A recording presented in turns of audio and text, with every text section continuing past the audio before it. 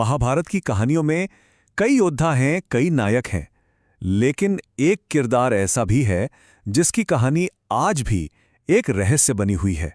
एक ऐसा योद्धा जिसके बारे में कहा जाता है कि वो आज भी जिंदा है। जरा सोच कर देखिए, एक ऐसा योद्धा जो कभी मरा ही नहीं, जिसने अपनी आंखों से महाभारत का वो भयानक, वो विनाशकारी युद्ध देखा, और जिसके बारे में ये माना जाता है कि वो आज भी इसी धरती पर कहीं भटक रहा है।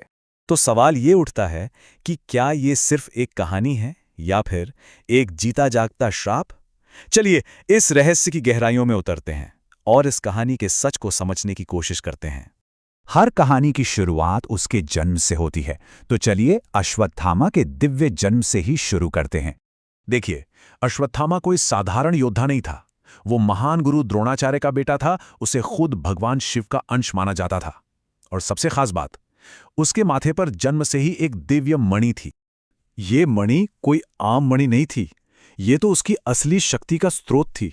सोच कर देखिए, एक ऐसी चीज जो उसे भूख, प्यास, बीमारी, थकान, यहां तक कि मौत से भी बचा ले, उसे लगभग अजय बना दे।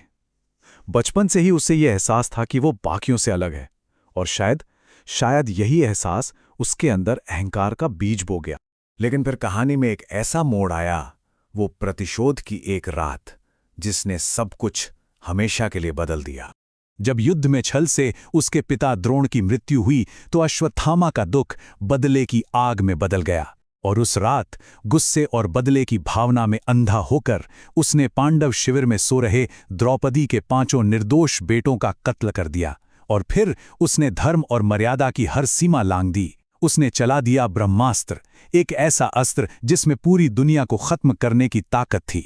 ये कोई वीरता नहीं थी, ये सरासर क्रूरता थी, युद्ध के हर नियम का घोर उल्लंघन।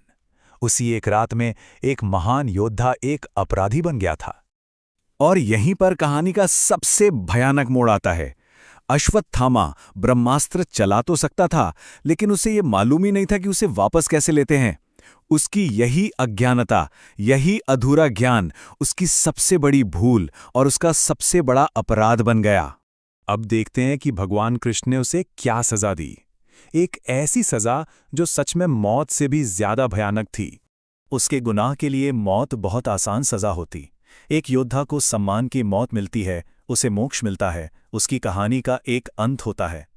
लेकिन अश्वत्थामा की किस्मत में लिखा था अपमान, कभी न खत्म होने वाली पीड़ा, और एक ऐसा सफर जिसका कोई अंत नहीं था। श्री कृष्ण का श्राप बहुत सोच समझ कर दिया गया था। सबसे पहले उन्होंने अश्वत्थामा के माथे से वो दिव्य मणि निकाल ली और उसकी जगह एक ऐसा घाव दे दिया जो कभी नहीं भरेगा, हमेशा रिश्ता रहेगा। उसे अमरता दी, लेकिन ऐसी अमरता कि वो हर बीमारी, हर बुढ़ापे का दर्द झेलेगा। उसे हजारों साल तक बिल्कुल अकेले भटकने का श्राप मिला। एक ऐसी जिंदगी जहां उसे ना कभी सम्मान मिलेगा, ना प्यार, और ना ही कभी मुक्ति। तो क्या ये कहानी बस अतीत में खत्म हो गई, या इसका कोई हिस्सा आज भी हमारे बीच मौजूद है? हैरानी की बात यह है कि ये कहानी सिर्फ किताबों तक सीमित नहीं है। आज भी भारत के कई इलाकों में, जैसे मध्य प्रदेश के किलों में या उत्तराखंड के जंगलों में, लोग दावा करते हैं कि उन्होंने अश्वत्थामा को देखा है। कहानियां सुनाई जाती हैं एक बहुत लंबे चौड़े इंसान की, जिसके माथे पर एक कभी न भरने वाला जख्म है। तो ये क्या है? क्या यह सिर्फ एक सदियों पुरानी कहानी है जो आज भी लोगों के मन में जिंदा है, या फिर इतिहास का कोई ऐसा जीवित टुकड़ा है जो आज भी हमारे बीच भटक रहा है? सच चाहे जो भी हो, अश्वत्थामा की कहानी हमें एक शाश्वत चेतावनी जरूर देती है, एक सबक जो कभी पुराना नहीं होता। अश्वत्थामा की कहानी महाभारत के उस एक सच को साफ साफ दिखाती है जो आज भी उतना ही सच है। शक्ति जब धर्म के रास्ते से हट जाए तो वो सिर्फ और सिर्फ विनाश लाती है। अश्वत्थामा की कहानी डराने के लिए नहीं है, बल्कि ये एक चेतावनी है। ये हमें याद दिलाती है कि हमारे कर्मों का फल हमेशा हमारे साथ रहता है, चाहे हम उसे कितना भी भुलाना चाहें। ये कहानी हमें बहुत साफ तौर पर सिखाती है कि कैसे सिर्फ एक पल का गुस्सा, एक पल का गलत फैसला सदियों की पीड़ा और पछतावे का कारण बन सकता है। तो सवाल यह है कि जब कोई इंसान गुस्से में फैसला लेता है, तो इतिहास उसे कैसे याद रखता है? एक वीर योद्धा की तरह या फिर एक शापित आत्मा की तरह? ये चुनाव आज भी उतना ही जरूरी है जितना हजारों साल पहले था।